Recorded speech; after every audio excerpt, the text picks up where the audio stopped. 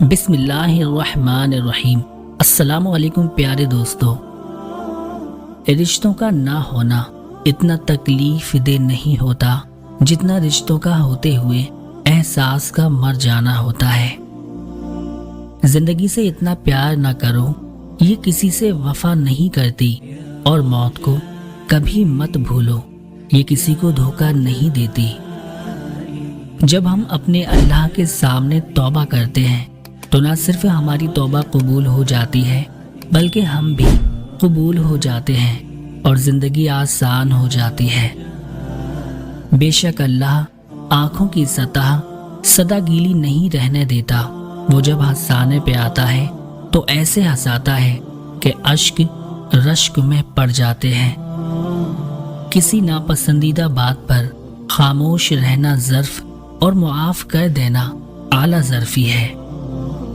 اللہ تمہیں دنیا سے مایوس کر کے اپنے اوپر توکل کرنا سکھاتا ہے۔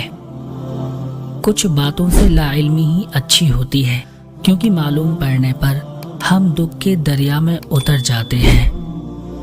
میں خدا سے ڈرتا ہوں، اور خدا کے بعد میں زیادہ تر ان لوگوں سے ڈرتا ہوں جو خدا سے نہیں ڈرتے۔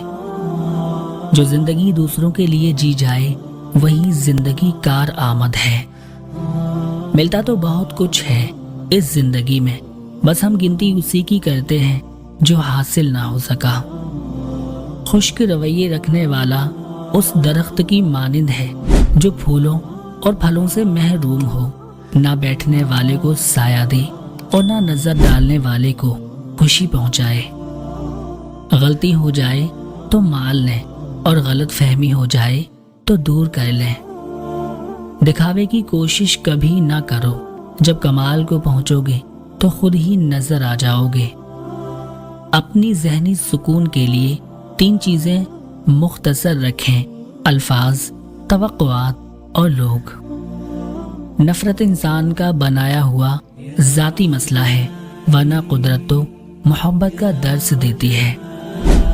رشتے جب ٹوٹنے پر آ جائیں تو اچھائیاں اچانک غائب اور برائیاں ایک ایک کر کے سامنے آنا شروع ہو جاتی ہیں۔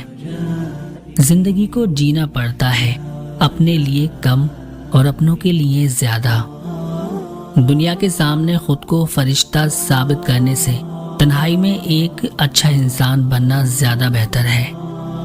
غصے کے وقت برداشت کا ایک لمحہ 1000 بار شرمندہ ہونے سے بچا سکتا ہے۔